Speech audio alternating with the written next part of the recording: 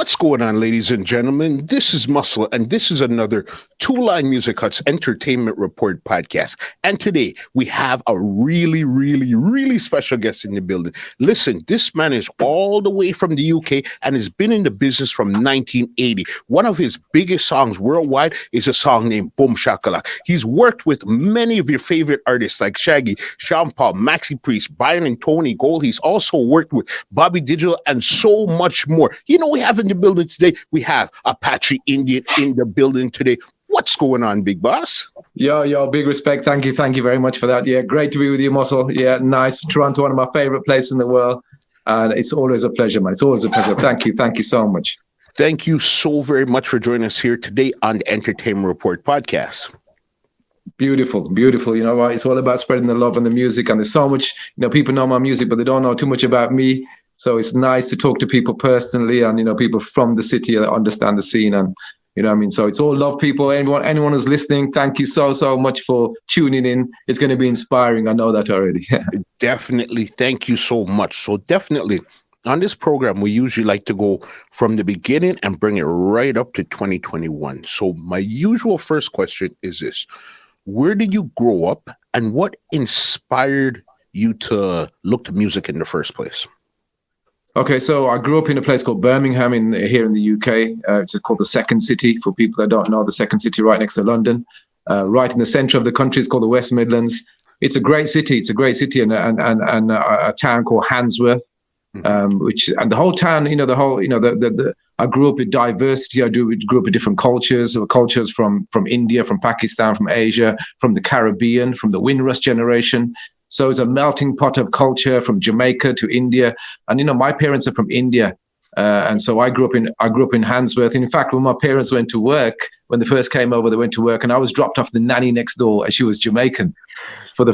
So there you go. So first 5 years of my life, 8 hours a day in a Jamaican household. So, it wasn't just music, it was understanding of culture, of language. So later on when we say, yeah, man, we love reggae music and everything, you have to trace it back yourself and say, well, look, where I spent my, the early years where you learn your language, you learn your culture, and then go into an Indian household, different sound, different language. And so then that became my music. But going back to Birmingham and Handsworth, growing up, it's a city where it's known for UB40.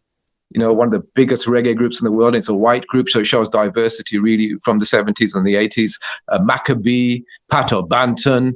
I went to the same school as Steel Pulse. They're from Birmingham, Handsworth Revolutions, Musical Youth Past the Dutchy, and so wow, all that alongside all the the Indian culture, the pop scene as well.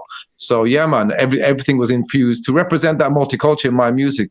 And then, my music went into the charts, reggae, Asian, and pop charts. So it just reflected more than music. It reflected to try to find our identity in the whole of that. So yeah, my first generation Asian, born in the UK, trying to find my roots and culture, and found it through music. Found my voice through music. Find identity through music, and then to share that with the world and to make our presence felt in the UK and globally. Definitely. And how did you even discover your voice in the first place? I really grew up on the sound systems. I love reggae music from early. Grew up with Bob Marley and all the influences that I told you about. A lot of cassettes from Jamaica, all the yard sounds, Kilimanjaro, Super Cat and everything. I fell in love with all that. And it was really the sound systems. If it wasn't for sound, you wouldn't see me, really, because it's the first time where you can go in front of people. You got the mic in your hand, a man will push you, go on with your thing. And it's only through that you go to the studio and say, let me just see if we can make a one record. But a lot of singers and DJs, were probably 90% of them from reggae, come from sound. So over the years, I always say that we need to bring the MCs and singers back on sound. Because that's where a lot of us got the break. And if it wasn't for that, I wouldn't be around. And yet I'm enjoying the 30-year industry. So the sound was a great platform. It was a great platform for artists. So we need to bring that back. But yeah, that's what inspired me to make my first record, the audience reaction, the little push. But as an Indian youth, it was different. So I wanted to bring my little Indian sound and language and make it my own. So contribute to reggae music as opposed to just, I jump on that, let's make it special. And then that was shared by, then obviously later with the Asian communities around the world, it became a global success. But it was just a personal, it wasn't a formula for success. It was a personal journey. So yeah, man, very much so. Okay. And then you say you started out on sound systems. What sound did you actually start on, and how easy or how hard was it for them to take you serious? Say, okay, you know what? I really want to try this. I really want to do this. Yeah, so the first sound that I set up was Sunset. It was a little sound system called Sunset, a couple of bucks we would buy from the soul man. The man built up a little disco thing and playing at the parties and stuff. And then what happened is I bought a little van, a little truck, you know, I take my sound around. And what happened, and my name is Steve, and everyone said, yeah, man, call Steve to carry the sound. So I ended up carrying every other sound to different dances and blues and up and down the stairs and lifting boxes and making boxes and buying. So I think over the years, people realize that, you know, I mean, we just have a passion for sound, have a passion for the community, just to be around, to listen, to learn, to watch. I never said I wanted to be an MC or a DJ, just wanted to get involved, learn the trade, you know, just a passion, hobby, if you like, you know what I mean? And then eventually it was what it was, I was in a dance, it was a blues party. And before anyone came in, I was on the mic just messing about, check, kind of little DJ thing I'll go on. And there was nobody in the room. And the manager came in with it. He goes, who's that on the mic? That's Steve, the sound man, the van man. I go on. I mean, so, and then what happened was I went in the van. I went to sleep. So I usually catch a sleep, and so they woke me up like 2 o'clock in the morning, 1 o'clock in the morning. Steve, come back in, man. Come back. I said, what is it? He said, no, dance ram, and whatever you did earlier, you have to do again. So I literally went in the dance. It was a ram. I mean, just going there with the lyrics now, and I just got a big forward. You know what I mean? So they loved it. There was a lot of encouragement. And you know, maybe a little novelty like India, but you know what? I loved it. They gave me the chance. There wasn't many Indian or white people in the dances them days, but we felt proud. We felt a part of this culture. Why shouldn't I be there, just like anybody else? You know what I mean? So I got a great response, and then actually that got me into the studio to make that record. So big respect to the sounds, man. Okay, so you were basically on a smaller sound, and then you went straight to studio. So you didn't really go through like the bigger sounds, also. No, I had my own little sound, but what happened was when people started calling me to take their sounds around, I took everybody. I mean, from Wasifa to Family Tree to all the big sounds you hear in whatever. And then it's from that, you know, I got involved with all the bigger sounds and ended up on their sound. You know what I mean? On the bigger sounds, I learned about dub plates and specials and all them thing there. But it came right from stringing up sound, lifting boxes, and you know, so they saw me doing that for about 3-4 years, working up towards the courage behind the mic. You know what I mean? So yeah, there was a lot of encouragement, a lot of support, and we relied on each other a lot then because there was a lot more community, just a lot more sense of community because we didn't have phones, we didn't have internet, so you have to go and meet people, talk to people. So I love that. You know, I miss that, and I hope so we can bring some of those elements back into the industry because the industry changed, the world changed. You know what I mean? So we have to counteract that change and come forward. You understand 100%. All right. So what was it like your first night on a big sound system, and what sound system was this? Yeah, so the sound system was it was called Orthodox 38, and now it's called Live Wire. And big sound man from Birmingham called Wooligan, and he's a highly respected man from Birmingham. And in fact, later on, he went on to produce the song Boom Shack-A-Lak. Right, you see, that's how far we go back, and that's how we keep it Birmingham. So he produced that song. Yeah. So yeah, Wooligan, big respect to Wooligan. Everyone knows him.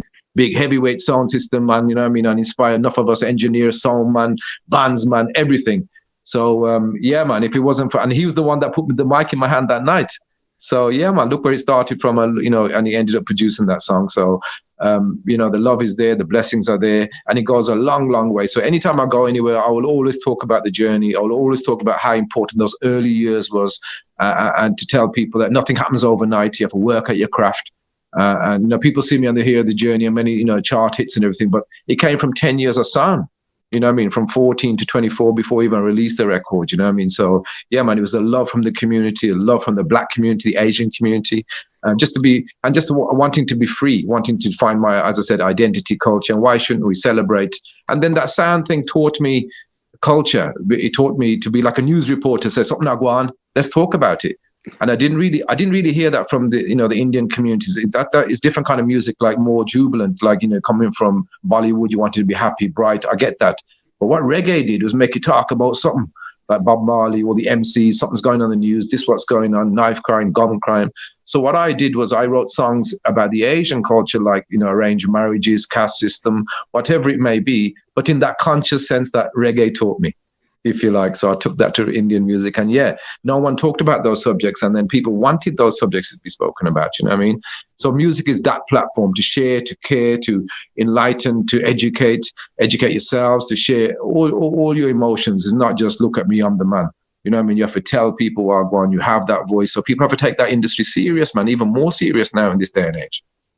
You understand 1000%. All right. Before we even get to the recording studio, want to ask you one more thing about sound system. You said it was about a 10-year, you were on sound system for about 10 years. What was it like the first night when you DJ'd with probably a Brigadier Jerry or even a Supercat or somebody that you used to listen to on these cassettes that were coming up, and then the first night you and them actually got to pass the mic between each other? What was that like? And who was it? Yeah, well, you know what? I think I've been really, really blessed because I grew up and my name Apache comes from Supercat himself. You know what I mean? Apache Supercat, and, you know, Apache Indian because I'm Indian. But yeah, he's my idol. And I grew up listening to Supercat and Nicodemus on, you know, all the cassettes from Gyro to Stereograph and all that. So, yeah. So I was asked to do my first international performance in Toronto. And on the way to Toronto, I had already made a link to Shaggy and Robert Livingston and the man there. And they said, "Oh, if you're going to Toronto, why don't you pass up in New York? Because we have a dancer go on with Supercat, Frankie Paul, Shabba Ranks, and we'd love you to come and guest on it." I said, "No, that's my first international gig." And they said, "Yeah." And that's exactly what happened. I went to New York. I guested on a show with Supercat and Frankie Paul, and the mic was they were passing. It was just a dream. I recently posted those pictures on Instagram only a couple of months ago. I said, because I was celebrating, you know what I mean? I was saying, look, all the people inspired me. So that was the official first international dance, and it couldn't be better. You know what I mean? Blessings from the great man them still, you know what I mean? So yeah, I never forget it. Yeah, so that started off the journey. Yeah, no, that's crazy. Especially as you said, you're beside Supercat, Frankie Paul, all these guys that you listen to. You liked what they were doing. They helped you form your style. Now we're standing shoulder to shoulder, passing mic. That feeling that you can't describe something like that. Yeah, absolutely incredible. And, you know, just the feeling of doing that and the words and the wisdom and the blessings for your career, you know, and again, I've met them many times since that time. I met Supercat again in Trinidad with Cutty Ranks and did a big show at the Oval, big festival there in Trini. Yeah, man. So we get the blessings. You have to come correct. You know, I mean, it's always respect to those man. Them. It's not no competition. You wouldn't be here even without them. So you have to make a point to make them know that, you know, you inspired them. You know, they inspired me from early. Certain songs changed my life, and inspires me to want to do the same. So you have to pay respect where it's due. You know what I mean? Always. Agree 100%. All right. You say you were on to your first international date. Okay. Yeah. And that was coming to my place right here, Toronto. That's right. That's right. Yeah. What was that like, your first international date? Wow. It's pretty amazing because I came to Toronto and there was... I think we had 3 number ones in the UK already in the Asian charts, reggae charts, and it was a big thing in Toronto. You know, communities again grew very similar, you know, with, you know, very diverse, very multicultural. So you're giving them some of that and you're thinking, okay, wow. So it was an instant success in Toronto. Thank you for everyone in Toronto. But there were Indian gigs, not even reggae gigs. And the first time ever the Indian kids are coming as the daytimers. And it caused a lot of controversy, man, I tell you, you know what I mean? Because there was queues of kids. And literally people, you know, some of the parents were coming out from the, you know, saying, why, go on? I mean, how come who's here? And I think it was just something new and people weren't sure of it. But when they understood me and what I was representing, it was cool. But then it was kind of wow. But yeah, man, Toronto did a few shows. Every show was rammed. All those kids are now grown up with it. So they've been a part of that movement and journey.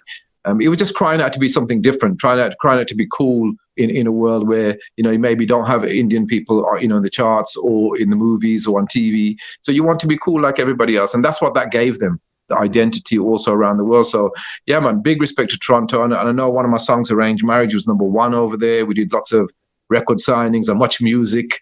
And so it went, yeah, we did all that. So it became from, you know, a local reggae Asian thing to hit the charts in Toronto. So give thanks for that. I really, really give thanks for that.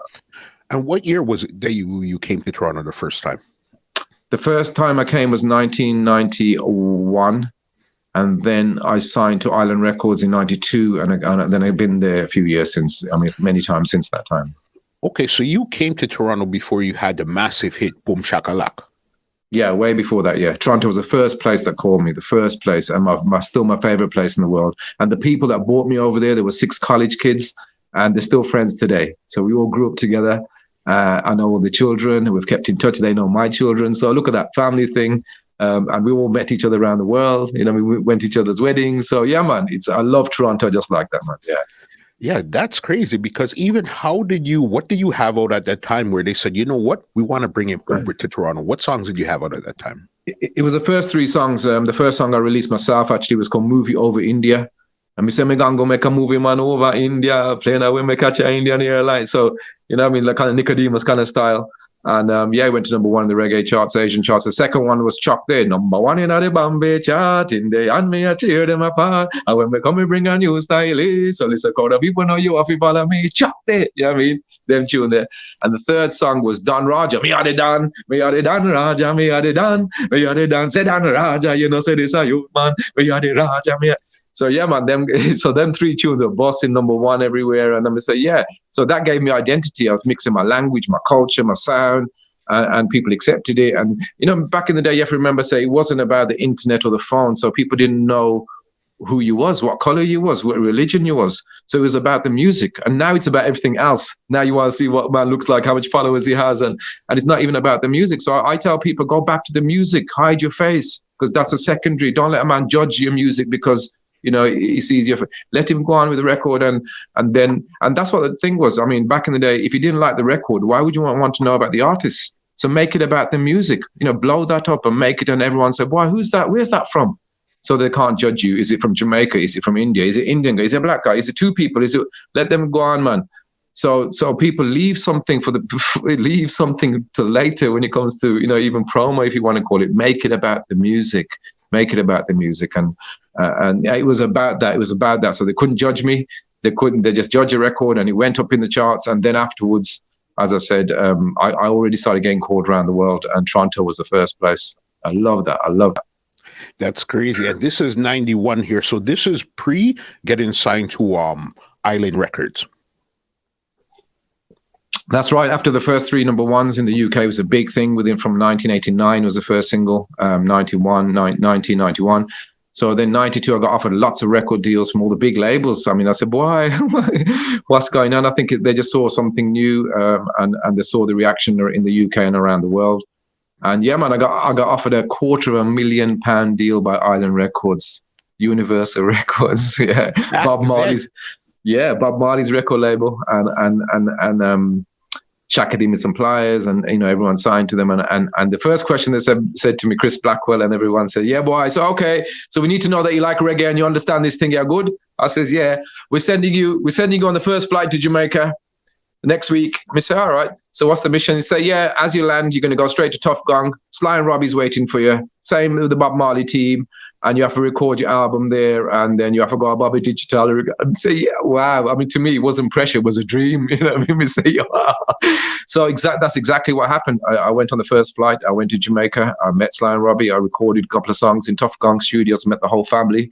Big respects to them, met them many, many times since. So the early blessings again. People just say, "Boy, Bob Marley's just standing in that same spot," you know. And I say, you know, I just feel blessed. I mean, Sly and Robbie's in the greatest duo that, you know, legendary. I grew up with that. Grew up with them. Their names too. Right from Black Euro days, and obviously then I went over to see Bobby Digital, late great Bobby Digital, who's passed away since. So it's nice to, you know, get the blessings. Worked with Anthony Redrose, worked with a lot of people, just a lot of love. And I found out a lot about Jamaica, a lot about how many Indian people are in Jamaica. I never realized, you know what I mean? So much Indian people, and then the history of the roots of that came back from India. And so it's just a great place to go after listening to the music and knowing about the culture and being so close to the culture in the UK. So to go there was special. To do that was amazing. So I came back with an album that I then finished off in the UK. It was called No Reservations. They released it in 1992. Had Maxi Priest on the album, who actually was singing one verse. He sang in Indian in a song called For Real. So okay. and that was in the charts. So that you can hear that on the first album, For Real. Frankie Paul's on the first album. You know, the first album we had already 4 top 20 hits in the UK, national hits. Arranged Married, Chuck There. We featured Shaggy. There's a mix of with Shaggy. So yeah, man. I mean, there was a lot of support. Look at all that support from the black and from the reggae fraternity and the industry. That is so amazing. Because I love reggae, but always wanted, as I said, take my passion and my culture and my roots with it. And hence we had a massive support then in India. Some of the after Toronto and after being signed and after being in the British charts, the fourth single, which was the first single on Island Records, was then Arranged Marriage, which was number 16 in the UK. We were at Top of the Pops, Jules Holland, all the biggest TV shows. I performed Jules Holland with Shabba Ranks' band. Shabba Ranks was there as well, so he performed with me. And so, I met all the artists. I did so many things. So it wasn't always just about me. It was about contributing to industry, about doing those collabs or trying to support, go back and support. But yeah, within the space of a year or two with Island Records, I started touring the world because we were signed globally to Universal. So everybody blew it up all over the world. It was just incredible journey. Crazy. You spoke about going to Jamaica and working with Sly and Robbie and Bobby Digital. In these sessions now, you've heard the music, everything was great. How was it actually working with them? Give me a story or some memory that you remember, especially somebody like a Bobby Digital back then, where you're brand new, you have no idea how the process works in Jamaica opposed to how it works in the UK. Give me a story. Yeah, I mean, so many stories, very different vibe in Jamaica. I mean, in England, it's very tense and you're in a room alone. In Jamaica, there's a lot of people around. It's a vibe thing, And you go to, Bobby Digital was more kind of really street, a lot of people hanging outside and hear a rhythm and come in. And if you're stuck with somebody, man, I help you with that thing. And yeah, man, Indian, take it up there. And so there's so much. So in England, you can't even come in the session. This door's locked. You know what I mean? So in Jamaica, it's all about getting the vibe, capturing that vibe, then put it on record. You know what I mean? Sly and Robbie was more closed off session, very professional. You know what I mean? So they'd be in there and Sly would come in and make the beat first, you know what I mean? Drop the beat and then Robbie would just come in and switch the lights off and plug his guitar and close his eyes and boo, boo, boo, doo, doo. And it was just incredible watching them work, watching that synergy. And then, I forgot who it was coming to look at guitar riff and just very more professional, but still vibes, still so much vibe in the place. Capture the vibe, put the TV on even. I remember all his MTV being on. Silent, quiet, but if you see something that catch something, you put it up and you say, yeah, could be a word that comes off there which inspires you. So it could be anything, but it's very much of a vibe.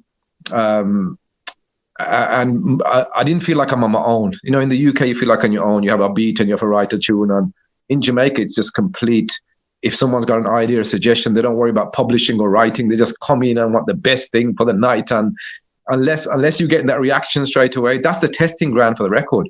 If you get a good reaction, a good record. You know what I mean? If you don't get the reaction, you start again, you go on with the next thing. But yeah, just a great experience, which then I took those kind of, ways of working back to the UK. So it's not so stuffy in the UK. So yeah, man, open the door and let the song come in and feel the vibes and let the music run and let's feel this rhythm because music changes your life. Give it that time. Feel it. And then if you don't feel it, no one else is going to feel it after that. You know what I mean? You have to feel it first. You know what I mean? You understand? Yeah. Wow. And what did it teach you about reggae music actually being in Jamaica at that time? There's something that you might have thought, but when you got there, it was a totally different perspective when you got to Jamaica. Yeah, I realized that reggae music is almost like a religion in Jamaica. You know what I mean? It's not just a music, it's a religion, it's a culture, it's a song that can get you, around the world. It's what do you see in front of you that comes out of Jamaica? You know what I mean? Music is from a small island like that to make music like that has made an impact around the world like that. Wow.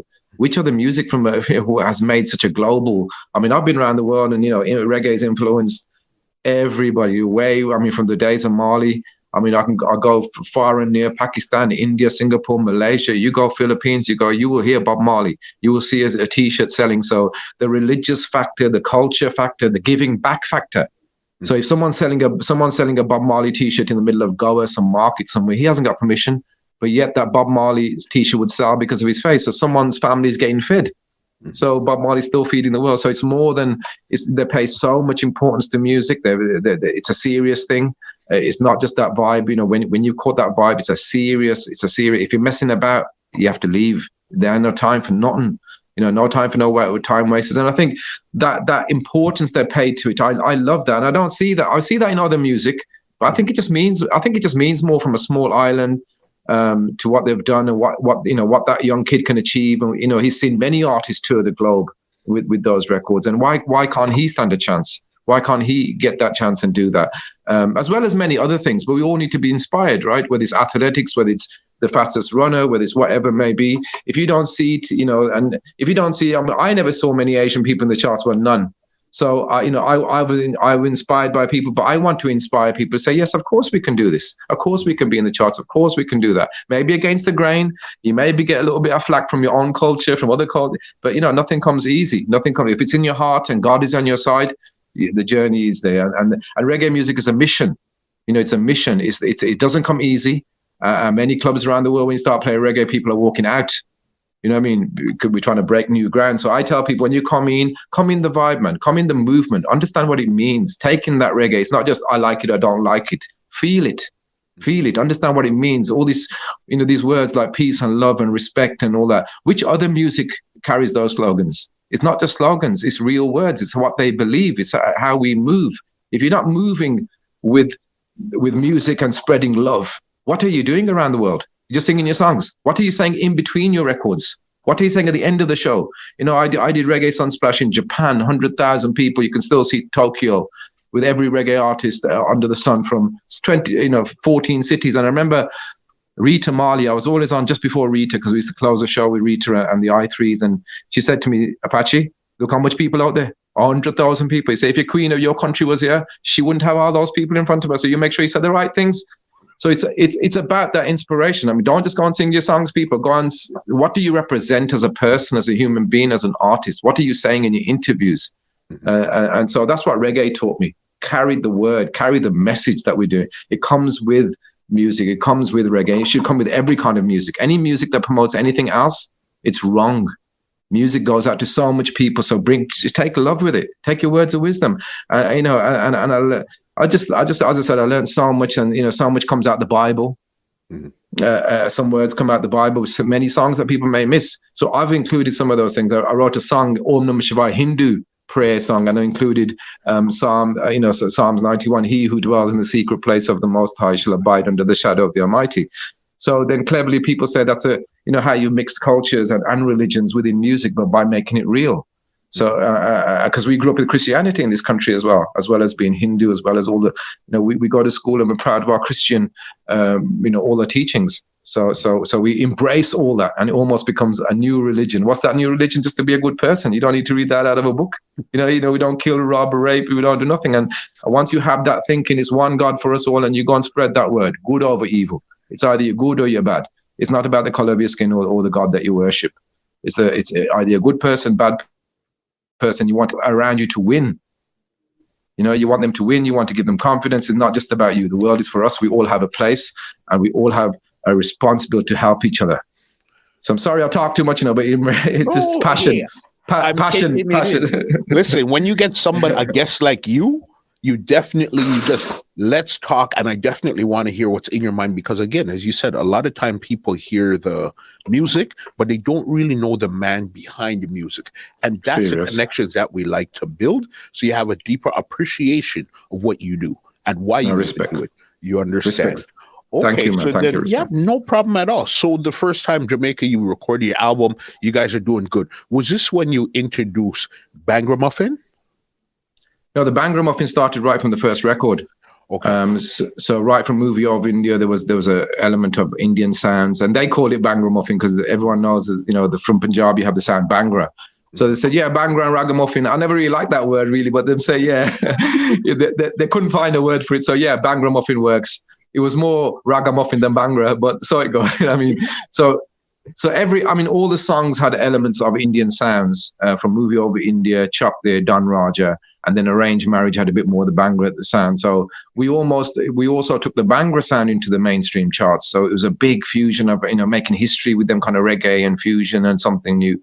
And so it was always there. And then later on, I could do songs that were completely reggae if you want, or completely Indian or completely pop, because then you've made your name and you made your mark. And so sometimes I've done many records where it would never be played in the reggae circles, completely Indian, and the other way around, some very hardcore dancehall records, and I would never really get played in certain other circles, which is great. It's a unique position to be in. Sometimes you collaborate with Luciano, and the next day you collaborate with Asha Bosley in India. You know what I mean? A big Hindi legendary singer. So it's a great position to be in. And it just shows music has no age, no color, no boundaries.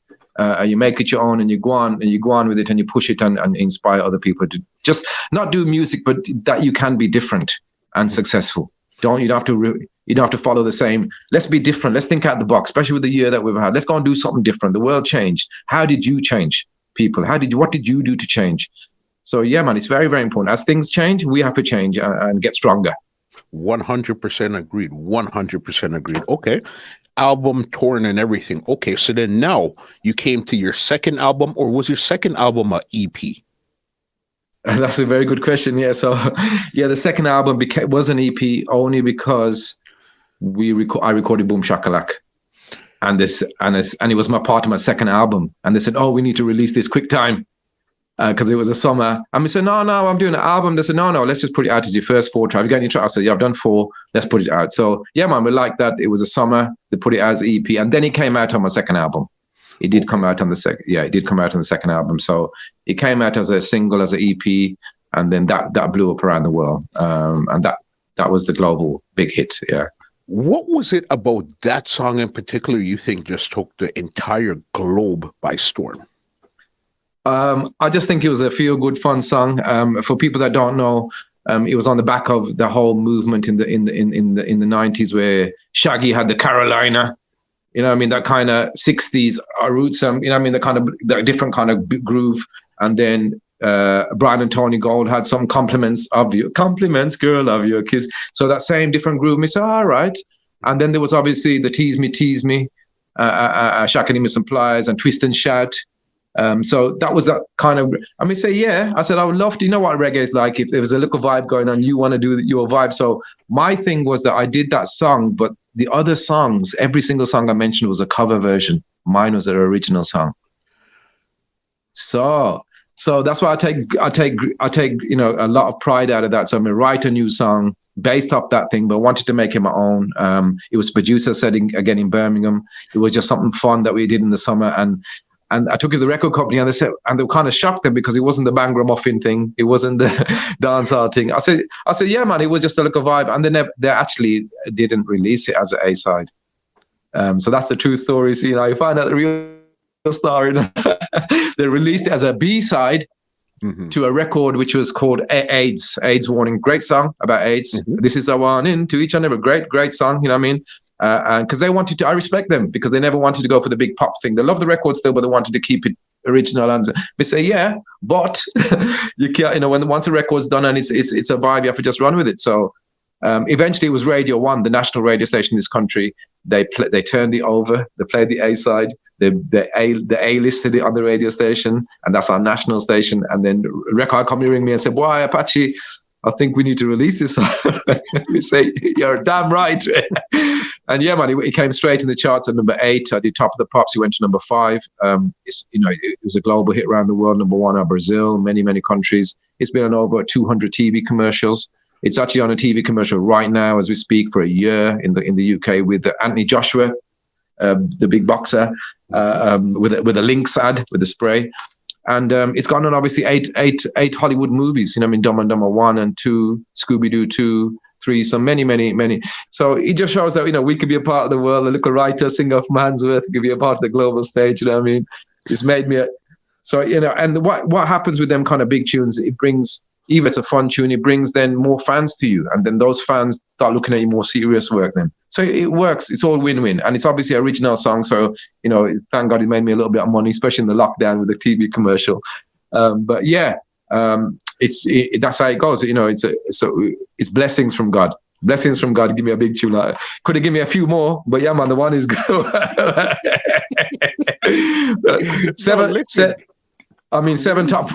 Seven top 40 hits in the UK. The music's taken me around the world 8 times in 30 years. I'm celebrating 30 years. And as I said, those early blessings, the foundation people you have to lay before, that's what carries you. Just like, you know, when you're building your home, you're building your life. Those foundation years were important from artists, from sound systems, from community. And a lot of that has broken down. Community has broken down. Sound systems don't give you the platform. Music business has got harder. So I always believe in this let's come closer. You know, I don't know whether people know I have my own music academy in the UK, so we can talk about that where I'm helping young people. About that too, yeah. So there's a lot to do. Once you have a name and fame, there's things to do. But I have to give thanks. Always give thanks on the journey and what it represents. Definitely. It's just crazy, the whole experience and everything that you've lived. To see that you've had this massive song that just keeps giving and giving and giving and giving and giving. It's like commercials, movies, and everything. Tell me 3 of the craziest experiences that song has made you had when you were on the road. Like 3 places where you said, "Holy smokes, I didn't really expect this one here." Wow, that's a good question. Not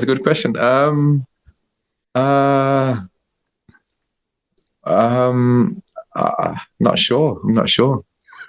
It was just strange to hear the song played in certain places like Philippines. That was so big in Philippines, Australia, Perth. I mean, that song took me out the box, took me to places where I never go. It was great to see it performed by, as I said before, some of my music is enjoyed by the reggae community, the black community, some of them by the Asian, some by both, obviously. But this is the one song, others, but one song that's enjoyed globally. You could be, it's taken me right across South Africa, Kenya, Zambia. I mean, it's global. It's global. And I think that, the little stories of people telling me, especially in Canada, they said, I remember friends ringing me on the ring that they live out, in maybe areas where it's more dominantly white people. And they were saying to me, I felt so good going to the cinema and putting the movie on with my friends, and the incomes and I'm telling them it's an Indian guy smile, say one of our. So those kind of stories, it means so much to me. And even stories where people have had mixed marriages, black and Asian maybe, and someone said, why the parents never liked my husband, but the music brought you closer, because here's a mix of the music. The music mixes the culture. It represents that culture of coming together and being different and respecting all people. And so it just did a lot. It did a lot more than I thought. So God uses us for those things. It uses us for that. But yeah, great stories. So many stories of what the music meant, especially for people from the reggae and the Asian, because they know it's hard to have a song in the national charts in this country, or it's still a reggae. It's a reggae song. It's on the TV now. So anyone in the UK, we've driven you crazy every single channel for a year. So I think that now that's the longest running reggae song on national radio on national TV in this country ever. So big respects. So it means so much, guys. And it means nothing without you guys supporting around the world. So I thank you for everyone that's listening and haven't switched off yet. And even when it was in movies like Dumb and Dumber and stuff, how did that make you feel to know that, okay, this is my song in these massive movies? Even Scooby-Doo soundtrack, it made a lot of sense to have it in the Scooby-Doo soundtrack because it has that type of feel to it. I get that 100%. But the Dumb and Dumbers, those ones are the real wild ones for me. Yeah, I mean, it feels great. I mean, Dumb and Dumber 1, the whole movie starts off with the song, and they keep repeating the song for a few minutes, and I'm thinking, wow. So I'm thinking, do these guys even know who I am? Probably not. One day I'm going to ring Jim Carrey and say, you know what? And 20 years later, they rang me, not Jim Carrey, but the same team rang me and said, that song was so big in Dumb and Dumber 1, can we have it for Dumb and Dumber 2? And I thought, wow, so the song actually became a part of the movie, if you like. But people would stop me and say, they wouldn't say Apache or Boom Shack-A-Lak, they'd say, Dumb and Dumber. Right. That's it. So I mean, and then people feel proud. You had a song on Dumb and Dumber, Jim K. And it means so much to people. It means so much to me, obviously, and to hear it again, on the TV and, as I said, movies, still evergreen tune. It means a lot to my family, my kids that weren't even alive then. So yeah, it just goes on, and that's the beauty of a song. We still hear Bob Marley today. You write great songs and they're evergreen. They will be played. There's lots of songs that are out there, so people need to spend time on those songs. The vibe, the feel, timing is key when you release those songs. What it represents, and to capture the mood of a country and the feel. So yeah. Thank you so much. Mm-hmm. Okay, you have hits and you have mega hits. A lot of artists have hits, but they don't have mega hits. How much pressure does that put on you to come up with something like a Boom Shack-A-Lak and next song moving forward, or for them to actually put you in a box, say, hey, this is all we want to hear from you? Yeah, no, you're absolutely right. There is once in the charts, there's a lot of pressure to keep in the charts. I never looked at it that way. I mean, I've had 7 top 40 hits. I've sold probably over 10 million albums of all the albums I've recorded. And coming from where I'm coming, I'm happy. You know what I mean? You got to give thanks. But yeah, at that stage, people want more hits. People say, "Can you give me another chuck there? Can you give me another boom shak?" I don't know. I never understood what that meant.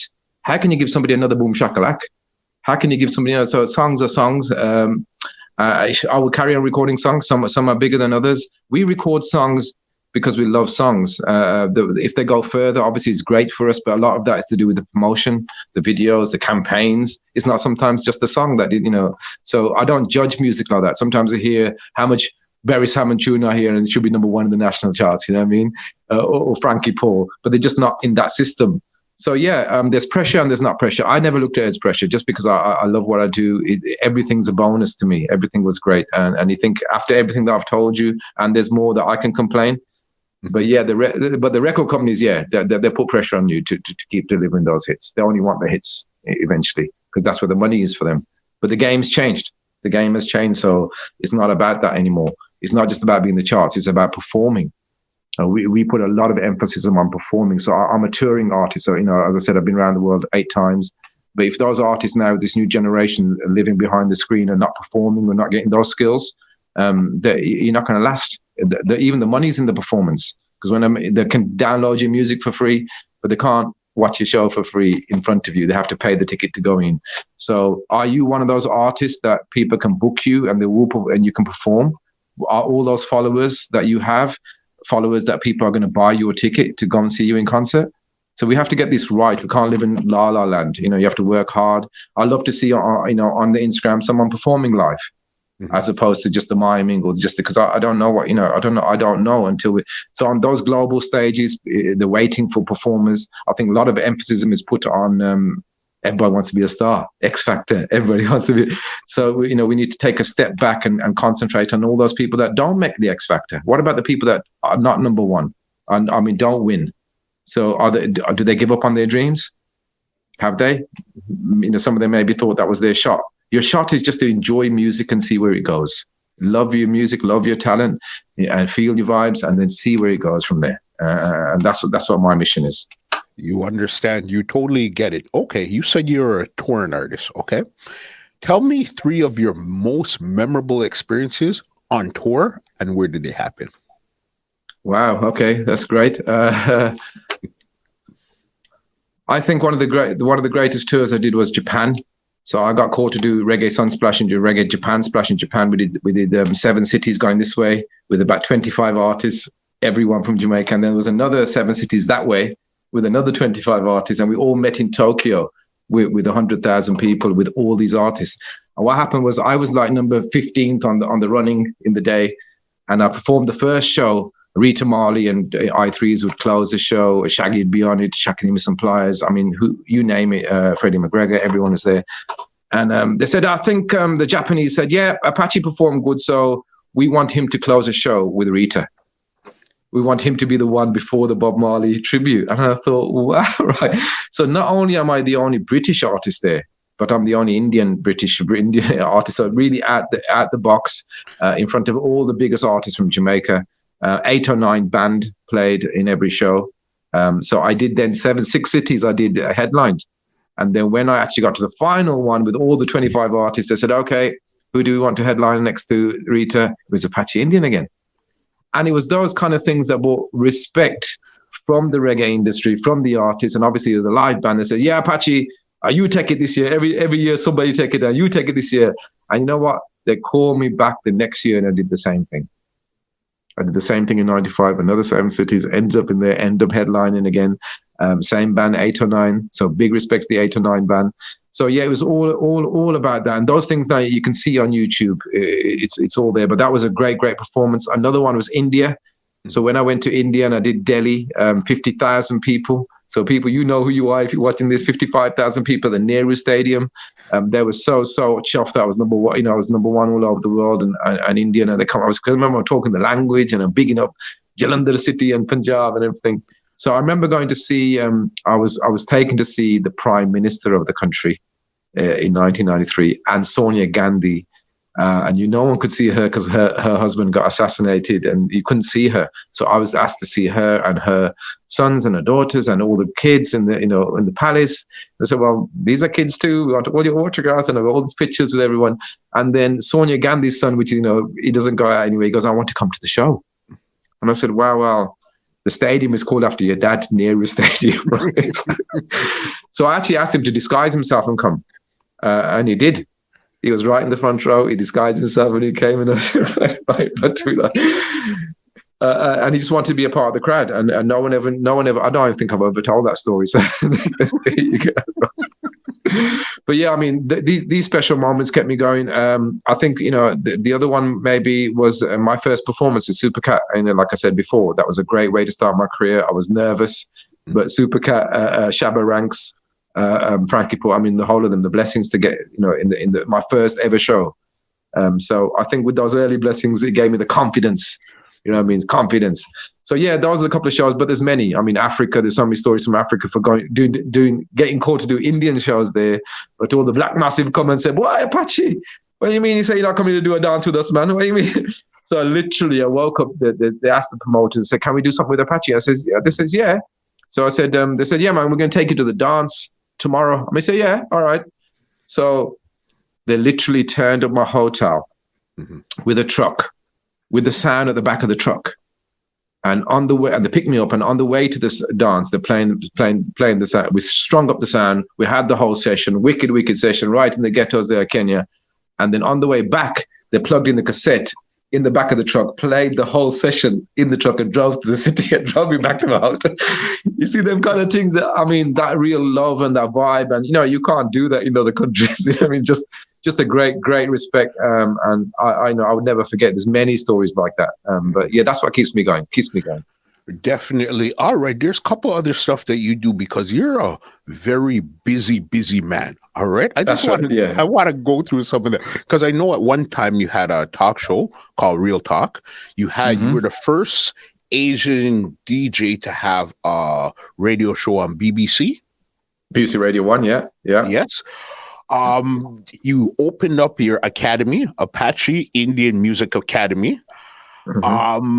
There's so many things you do. How do you find time in one day to do so many different things? That's a good question.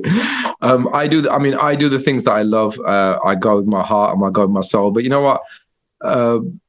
8 years ago, I asked myself a question. I said, well, throughout my whole career, I asked God this one question. Me and my God. I said, God, yeah, all good. Thank you very much. Very nice. Look at the blessings you give me. But you know that I'm not a man about the money or the fame or the music or the traveling. Yes, the music, but the traveling and the global, it wasn't really something that I had in my prayers and, my dreams.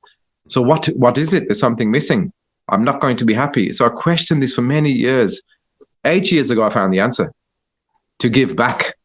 You have a name, you have the fame, then what? So just to cut a long story short, I went back to my neighborhood where I was born, Handsworth in Birmingham. I walked into the big high college. There's a big college there called Southern City College. It was there when I was born. They have 7 campuses, 22,000 students across the city. I walked in there, so you know who I am. I like to try a thing. All I need is an empty room. They said, oh, really? Okay. So they gave me an empty room. Cut long story short, I put my studio in there. I literally opened the doors up to the community. People started walking in every Wednesday. I gave up a day of my life from morning to night. Come and see me free of charge. I'll help you with whatever I can help you with this. So we ended up, 8 years later, we've helped thousands of young people. We've got 300 kids there that have never left. They've come through. We've got people jobs. We've got people back up the ladder, whether it's their first ID, paid for. Where I've done it free of charge. I haven't asked for any funding. I've put my own money where my mouth is. We've signed 3 people to international record companies because okay. I've got connections around the world, obviously from Hollywood to Bollywood. So they've been signed.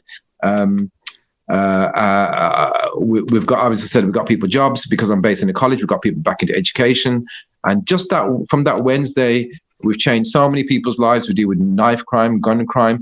We've lost that sense of community. All the stuff that I talked before. So it wasn't rocket science. We don't have the youth clubs anymore. Everyone talks about cuts of funding and whatever.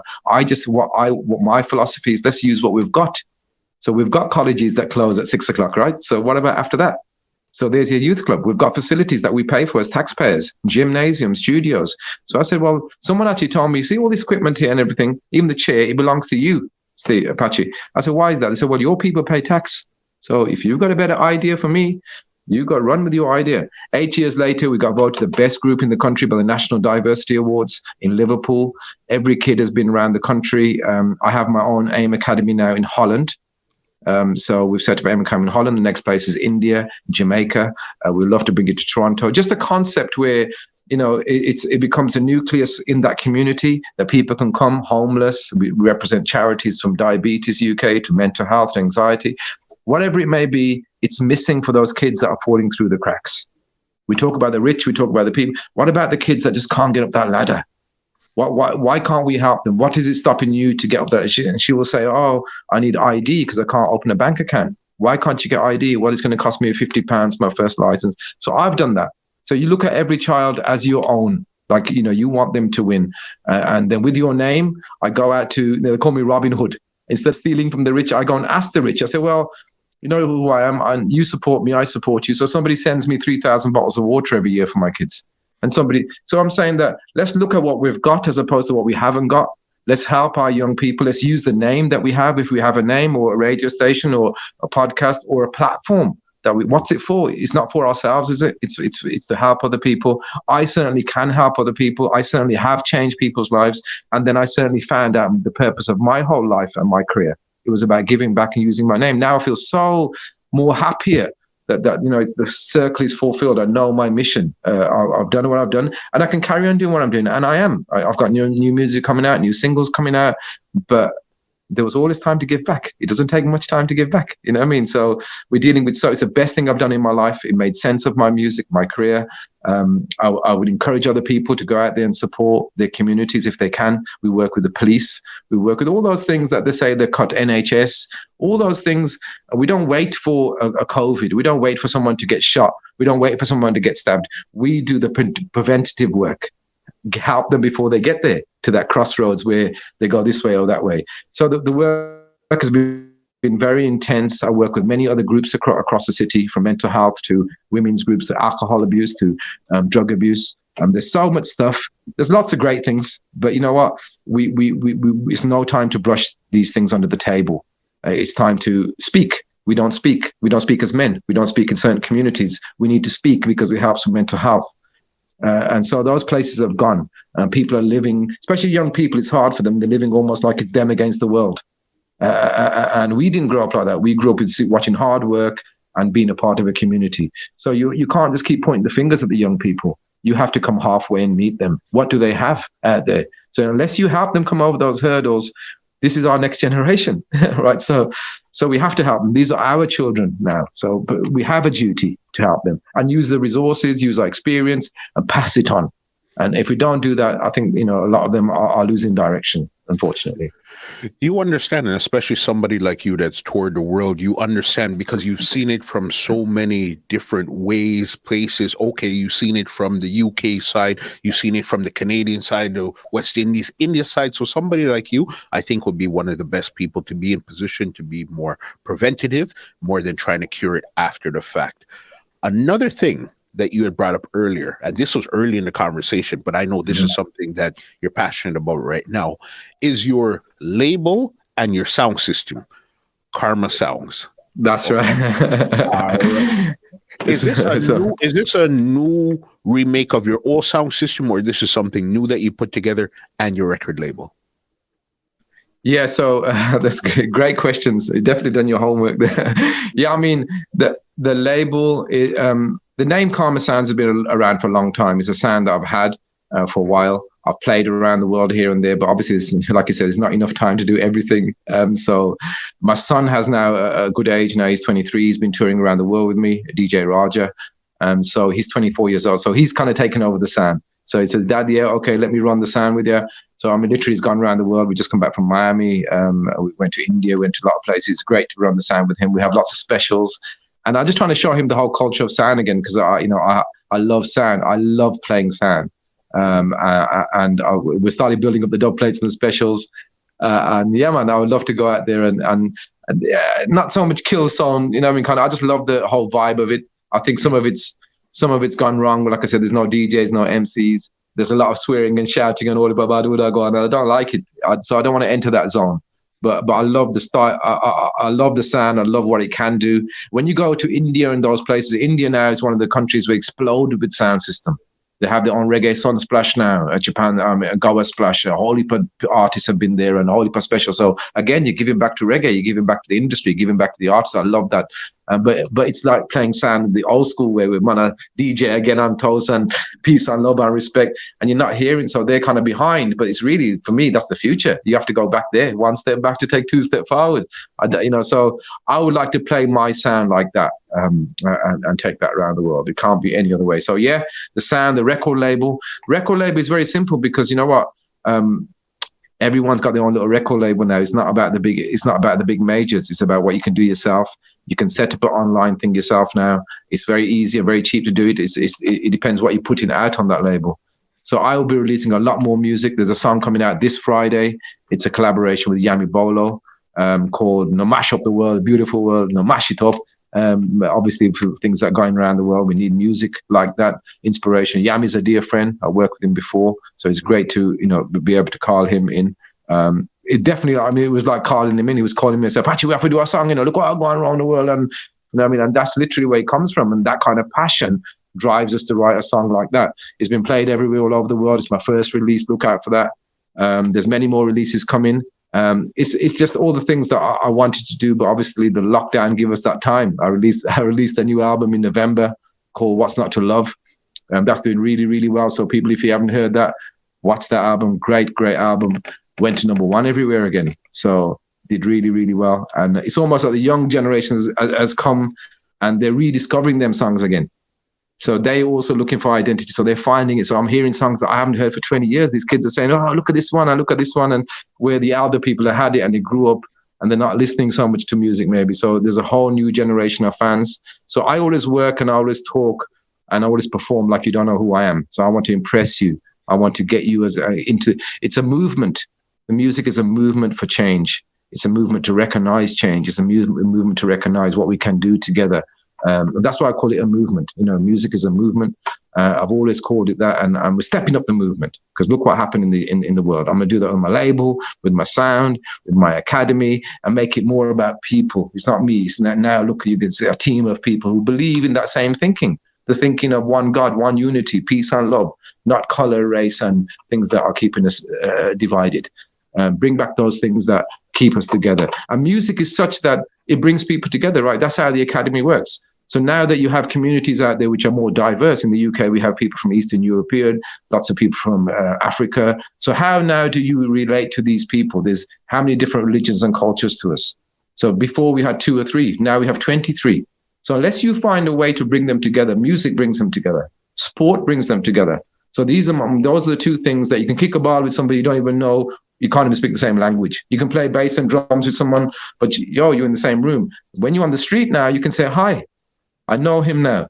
And that's what my academy does. And once you bring it in, it reflects on your community. And we have to start doing things like that, because unless you bring communities together, it could be trouble, more gangs, more divide, more ignorance, more racism. So I would love to come in fact, I'm coming over to Vancouver very soon, and I've been trying to talk to somebody in Toronto to do exactly that, to come and speak to people for an hour, like a seminar, then an hour of questions and answers with the community, and then have a break and then end with a performance. So I'm coming to you guys. Yeah. I want to talk to the community. I want to talk to a diverse community, from police to community leaders to people that, and like you said, share things from around the world and let's learn from each other.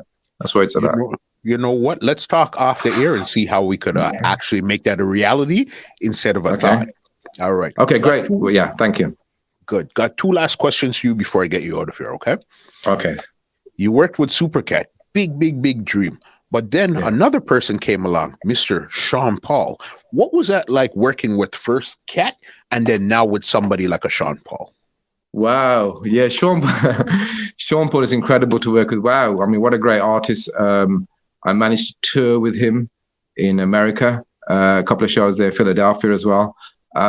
Yeah, I mean, just a very, very inspirational guy, just full of vibe and full of life. I never got to spend too much time with him, but I mean, he loves it. I think where he's taken reggae music, I mean, there's not anywhere I can go without hearing a Sean Paul song. He's definitely taking it mainstream. I just love his melodies. I love his songs. He's always been inspirational to me. I would love to work with him more. Yeah, I got him to tour in India, so they love him in India. Yeah, I mean, great. I mean, I mean, I don't know. He's taking it to a different level. Everywhere I go, I hear Sean Paul. So just respect, just respect for him. I mean, he performs a lot of live performances. His live show is great. And just to hear from people who don't even listen to reggae, they like Sean Paul. They know that name. You know what I mean? So, I mean, whoever's taking it further and further, it still comes back to the nucleus, which is reggae, right? So, and his style is DJing from Supercat. His whole style is like a Supercat style. So again, respect to the Don Dada. Every time I listen to him, I think of Supercat. Mm-hmm. You know what I mean? Because so look at that. That's definitely a Supercat inspiration. That is. Crazy.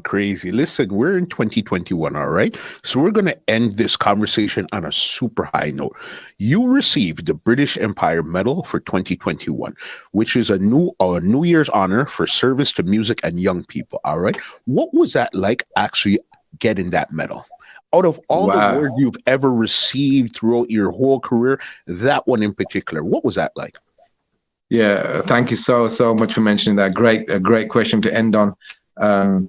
Yeah, I mean, what can I say? It's the highest medal that you can get. I mean, in my life, in my career, it's the biggest thing I've ever achieved. It's a medal from the Queen, British Empire Medal from the Queen of England, and it's more like what it represents. So what she said, it represents a 30-year journey of obviously a British Asian going out there waving the flag and representing culture, and secondly, obviously the youth, which is very, very important because that was the last 8 years of my life intensely working with young people. But more than anything else, it says that it recognizes that Apache Indians started a new genre of music. So that's a big statement to make. That's a big statement because that genre didn't exist. So when we're talking about the Indian and the Asian, the Bangalore, call it what you like, it had never been done before.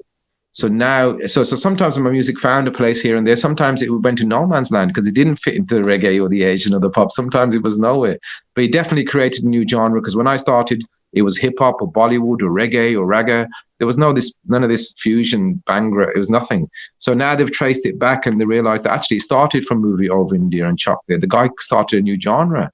So that it was a birth of a new genre. It made it official. I've had lots of messages from around the world, especially the young Asian kids that said, listen, we can, you got the stamp from the Queen. So it means so much to say that we started a genre. Maybe it'll be more important in years to come because a genre represented, as I said, a personal journey and a story. It wasn't a formula. It means so much. We will be going to Buckingham Palace in April. We're going to take Karma Sound System right there with us. But yeah, to walk into Buckingham Palace, as with the RAS as well, we go in there and represent a reggae and culture and diversity and pick up that medal and take it back home, take it to India, take it to Toronto. We're sharing this with the world. It means so much to everyone that's helped the journey. And as I said, it's all about giving back.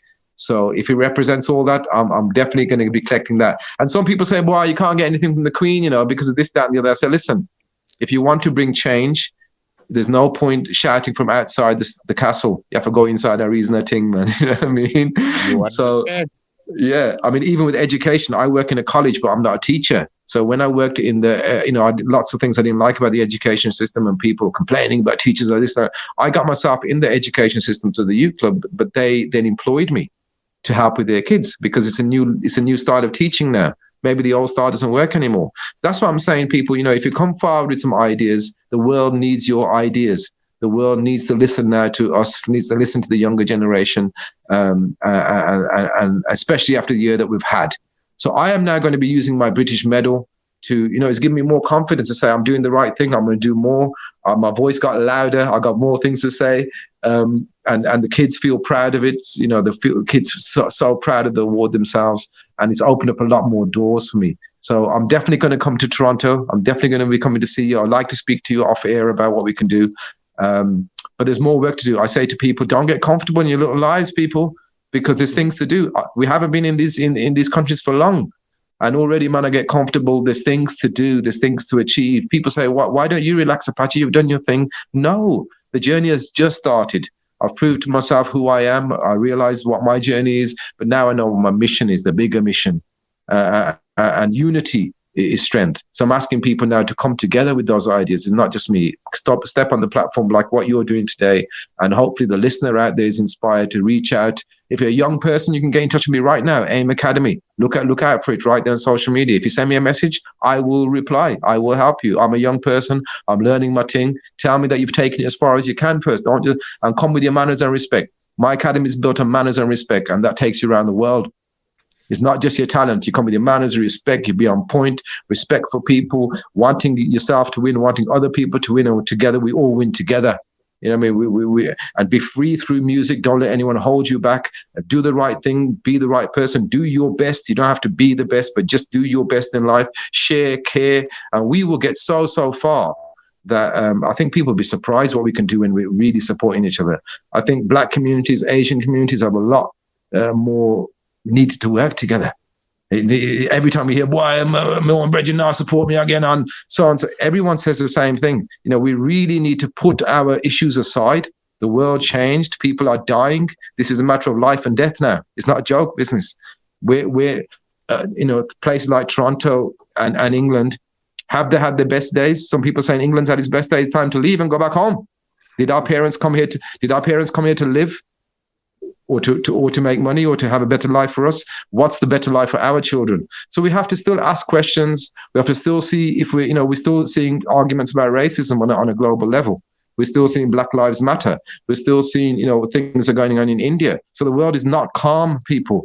So you have a voice. You don't have to be an artist to have a voice. You have a voice as a human being.